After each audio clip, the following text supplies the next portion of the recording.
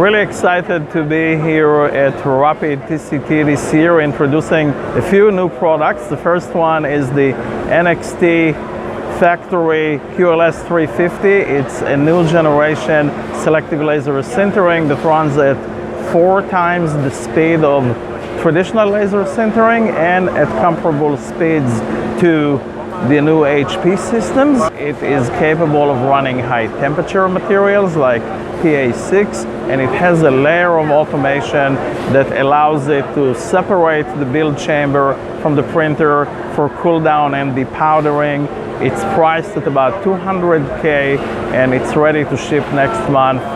And on the subject of speed, we're also launching here for the first time the NXT400. This is the long-awaited for Nexa3D ultra fast photopolymeric printer. Can print at up to 1 Z centimeter per minute. We've done live prints here, the whole show, a full tray in 20 minutes.